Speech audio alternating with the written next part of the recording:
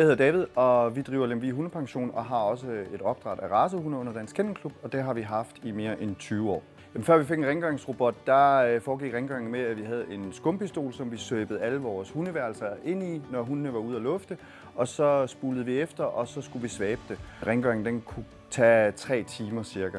Det her det er vores første gulvvaskerobot, og den havde vi så i test, og der blev vi meget hurtigt overbevist i løbet af en time om, at det her det var helt klart den vej, vi skulle med den. Både robustheden i robotten og kvaliteten af materialerne lavet af, da det er hårdt for en robot at køre hele tiden at gøre rent, så går man lidt op i, at det ikke er lavet af for billige materialer. Den gør rent på vores lager, vores hundesalon og i selve hundepensionen og i vores køkken, så det er omkring 1500 kvadratmeter om dagen. For os har det gjort, at vi har sparet rigtig meget manuelt arbejde. Vi har reduceret vores rengøringstid ned til med ca. 50% i hvert fald, og vi sparer meget vand, og vi sparer meget rengøringsprodukter. For os er det vigtigt, at rengøringen er effektiv, og den er hurtig, så det her med at automatisere den, det giver rigtig meget mening, også for mindre steder. De ting, som vi gerne vil med hundene, dem kan vi komme hurtigere i gang med.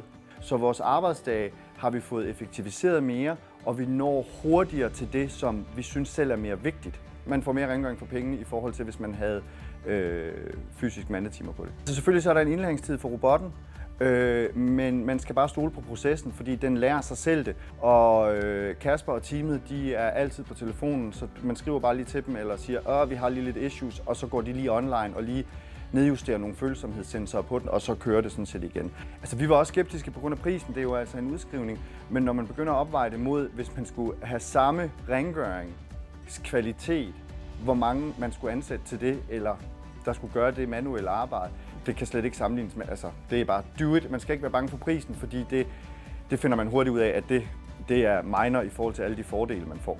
Hvis man overvejer, om det er noget for en at få en robot, også selvom man er et lille sted, så synes jeg, at man skal prøve at få den ud i test, og så vil man hurtigt fornemme, at det her det kan altså give frigive en masse arbejdstid til nogle andre ting, som man kan komme hurtigere i gang med i forhold til, at man skal rende og gøre rent.